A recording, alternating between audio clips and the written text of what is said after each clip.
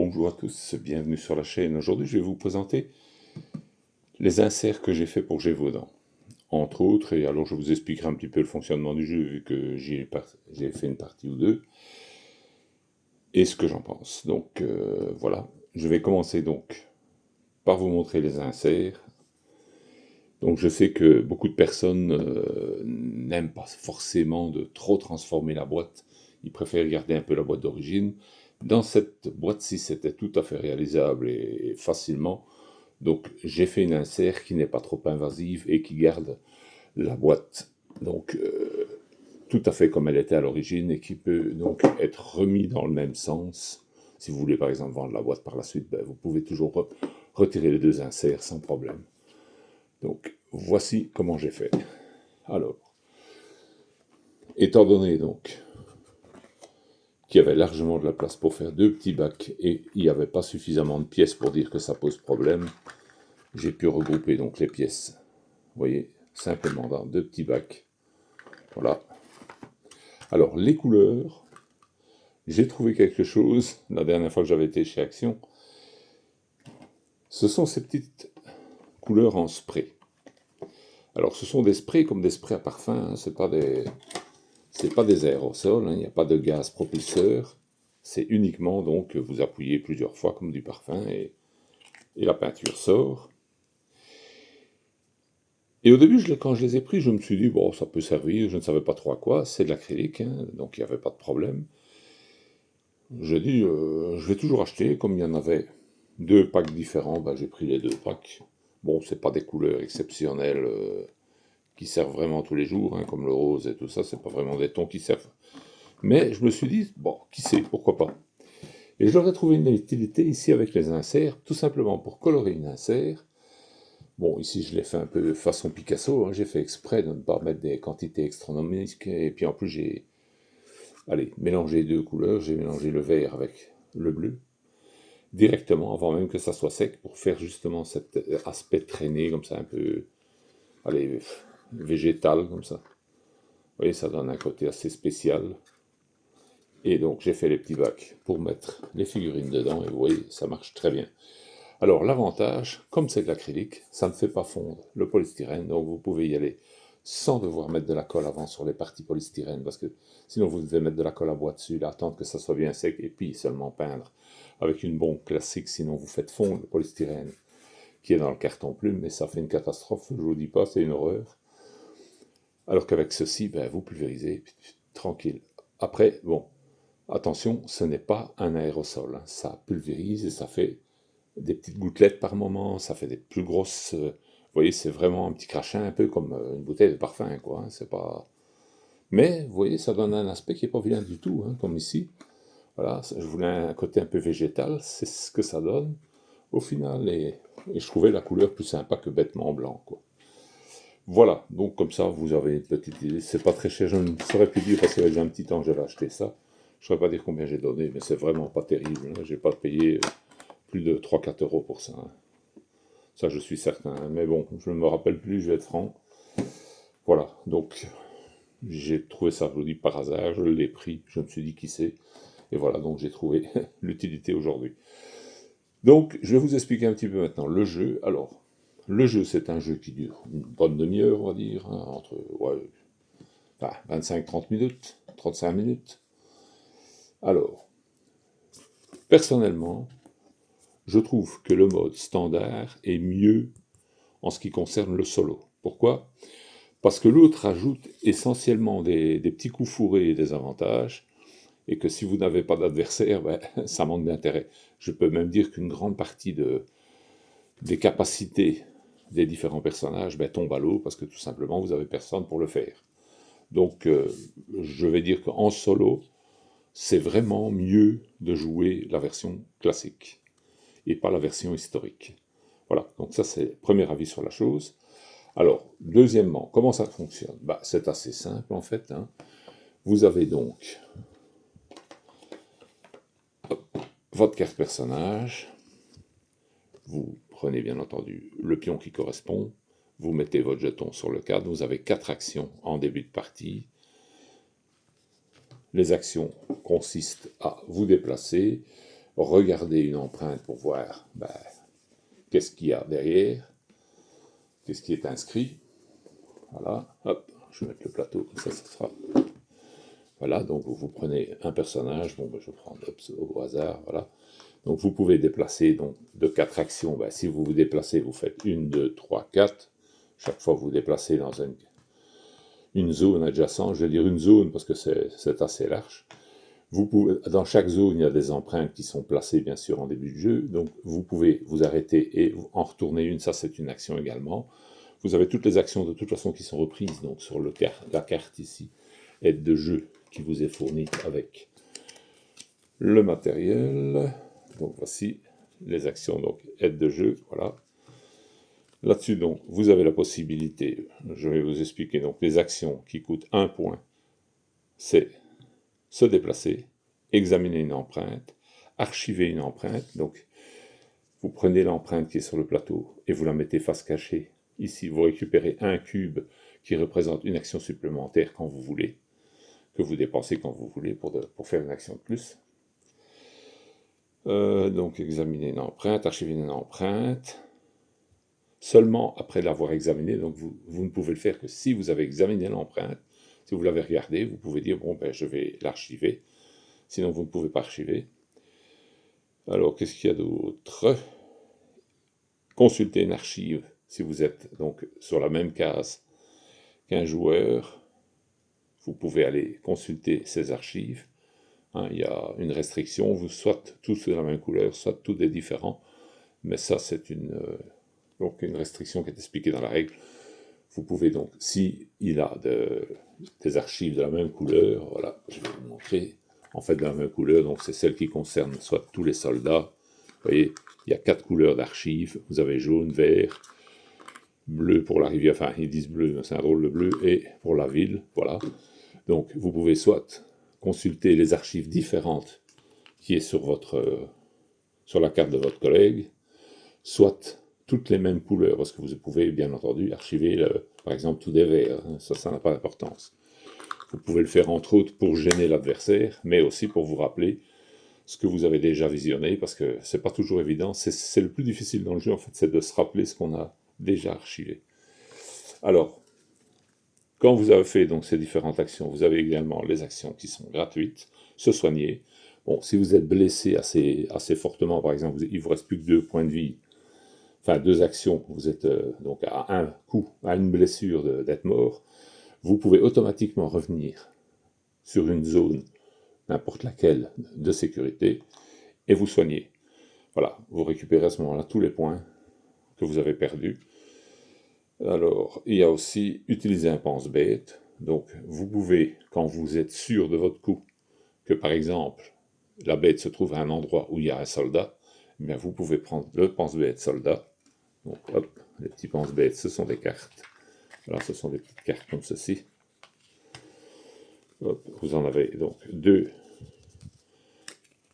par sorte, donc 2, une avec ou sans bois, avec, sans ou avec une ville, avec un soldat ou sans soldat, sans la rivière ou avec la rivière, et en fonction, vous trouvez la case qui correspond. Au moment donc, où vous êtes sûr de votre coup, que vous avez les 4 éléments, vous savez exactement où se trouve quoi, eh bien, vous décidez d'aller sur l'emplacement, on va dire que c'était ici, admettons, et vous dites, voilà, il se trouve avec une rivière, mais pas de soldats, pas de truc.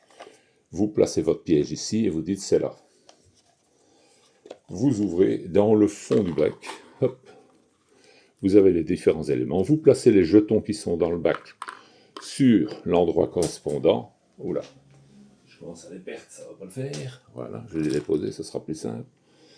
Donc vous déposez donc les différents éléments, voilà, qui avaient été tirés au sort bien entendu avant le jeu. Dessus, bon, j'ai essayé de changer pour pas avoir tous les mêmes, voilà. On va dire comme ça, voilà.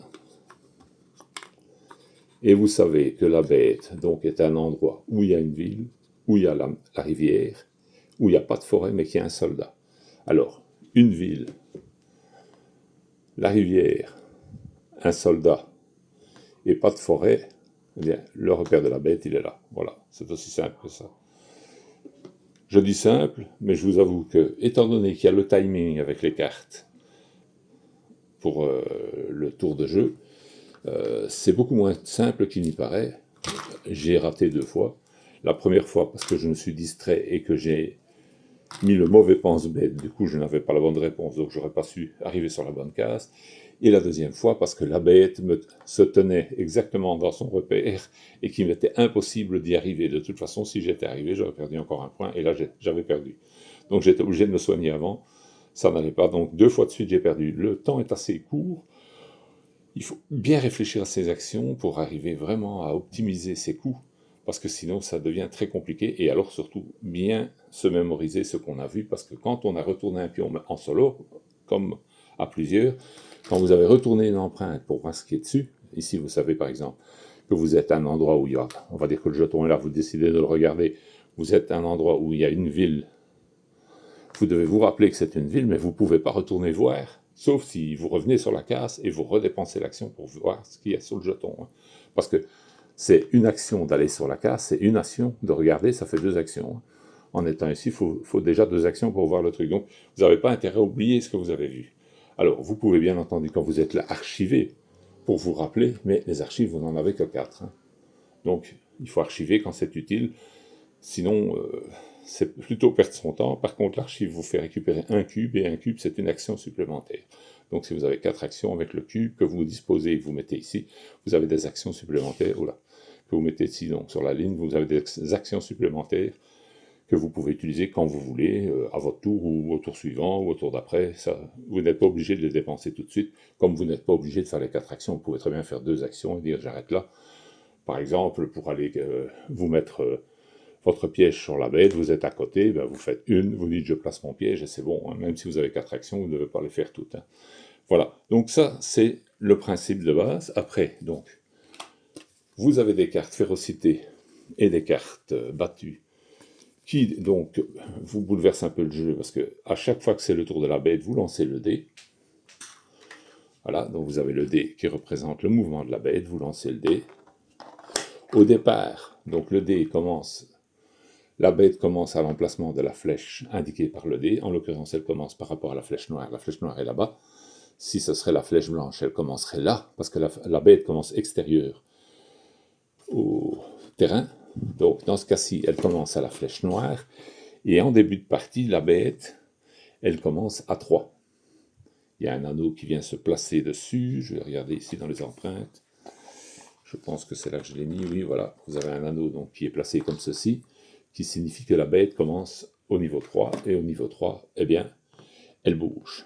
Alors, donc, elle commence là, elle fait 1, 2, 3. En l'occurrence, elle est passée à côté de mon chasseur, donc dans la même case que mon chasseur. Mon chasseur a perdu 1 point sur sa piste. Voilà, donc il perd 1 point, il a déjà plus que 3 actions au tour suivant, et il a reçu une blessure au passage. Voilà, donc vous devez faire attention à ça aussi, bien sûr, parce que la bête peut vous blesser à chaque fois que vous perdez des actions. Donc, c'est perdre du temps pour aller voir ce qui se passe et tout. Donc, vous avez intérêt à vous faire blesser le moins possible. Et de temps en temps, allez vous soigner pour remonter avant d'être trop bas. Parce que si elle a le malheur de passer et que vous êtes déjà à 2, vous êtes à 0, vous êtes mort. C'est fini, la partie est time, hein, comme on dit. Donc, ça, c'est le principe, la mécanique du jeu. Bien entendu, ça n'est pas aussi simple que ça, puisque vous avez également, donc, une fois que vous avez bougé la bête, vous avez les fameuses cartes en question, qui sont donc ici les cartes battues et les cartes férocité. Bon, bien entendu, il y a un nombre de cartes de 5 cartes de chaque à mettre. Après, donc, vous en retirez déjà 2, et là-dedans, après, vous mélangez, vous sortez donc une carte férocité avec une carte battue et la carte fin de tour. Voilà, fin de prime de roi, pardon. Vous les mélangez, vous les mettez en bas du paquet, vous mettez les autres au-dessus. Celle-ci, c'est juste après. Donc, dernier tour, vous la mettez donc. Je vais vous montrer exactement comment ce qu'on fait, voilà. Ce sera plus simple. Donc, vous avez une carte férocité, une carte battue. Vous prenez la carte fin de la prime du roi. Voilà. Vous mélangez le tout, jusqu'à ne plus savoir où elle est, hein, de préférence sous la table. Voilà. Et vous mettez celle-ci au-dessus. Donc, Ça veut dire qu'on arrive en fin de tour quand vous arrivez sur cette carte-ci. Vous mettez les autres cartes, normalement, il ne doit y en avoir que 8, donc 1, 2, 3, 4, 5, 6, 7, 8, qui sont mélangées, bien sûr, hein, mélangées, mises de 2 par 2 et mélangées, que vous posez ensuite au-dessus du tas. Quand vous arriverez à celle-ci, vous savez que ça commence à être le commencement de la fin, comme on dit, et bien entendu, après, dans une des 3 cartes, vous avez la fin, là, il y a encore une battue, il y a encore un truc de férocité, ici on a de la chance, elle est en dernier, vous voyez. Mais ça peut plus ou moins raccourcir le jeu, et donc, c'est vraiment le timing qui fait tout, vous avez intérêt à vous dépêcher pour arriver à trouver la solution avant la fin du jeu, parce que sinon c'est la bête qui gagne. Si vous êtes tué par la bête parce qu'elle est passée et qu'il vous restait qu'un point de vie, c'est la bête qui gagne également. Donc pour gagner, vous devez absolument trouver sa tanière et la capturer. Voilà. La bête ne fait pas de dégâts quand vous êtes là-dessus. De toute façon, il n'y a pas de flèche, comme vous pouvez le constater pour aller sur ces cases-là. Donc la bête ne sait pas y accéder. Donc quand vous êtes là-dessus, vous êtes en sécurité. Mais bien entendu, là-dessus, il y a une empreinte également hein, qui est examinable sur les différents refuges. Mais bon, il faut quand même vous déplacer, vous n'avez pas le choix pour aller voir un petit peu les différents points du jeu.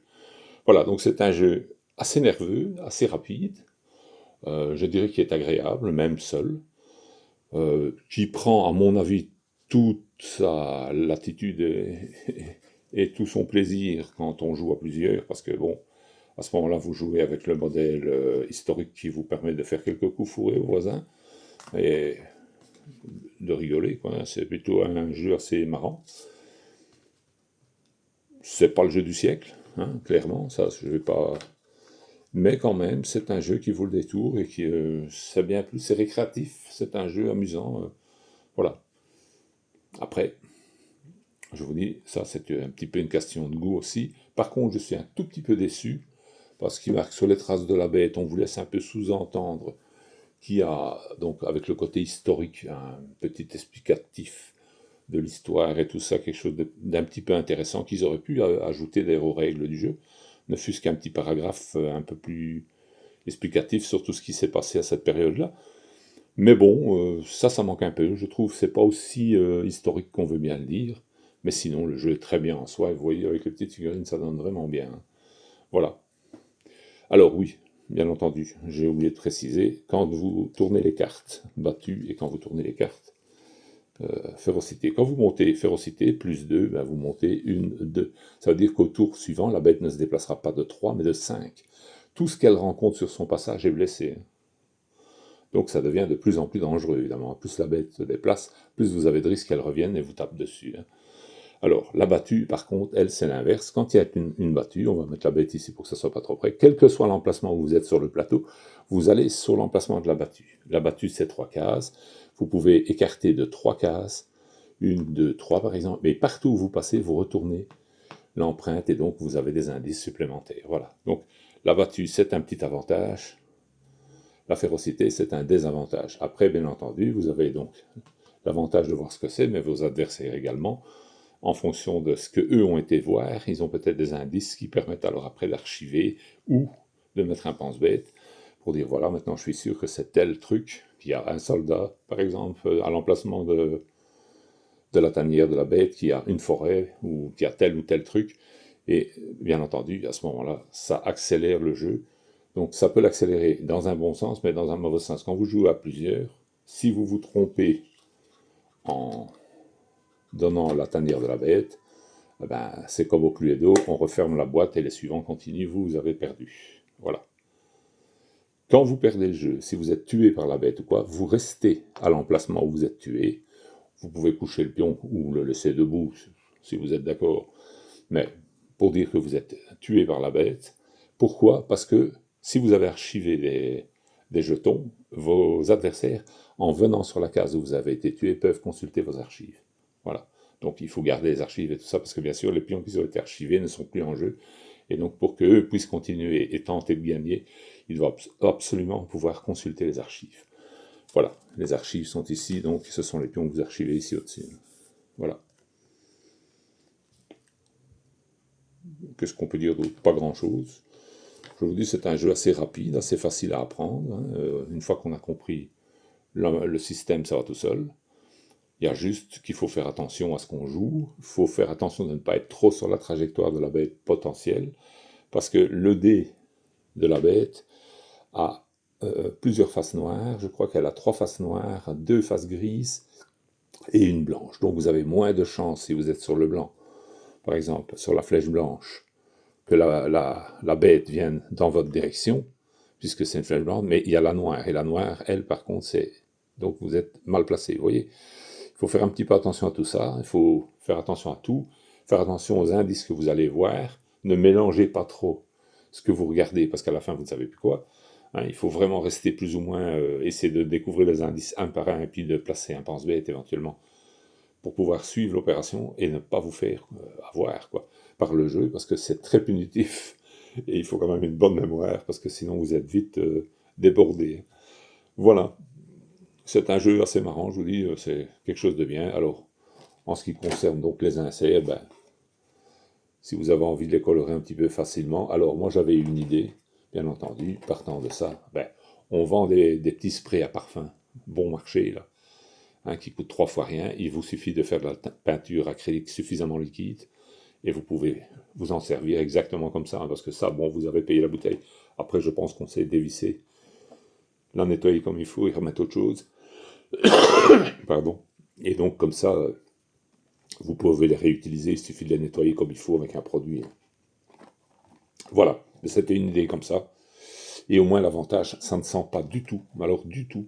Vous pouvez y aller n'importe où, ça n'a aucune odeur. Ça, c'est déjà le premier avantage.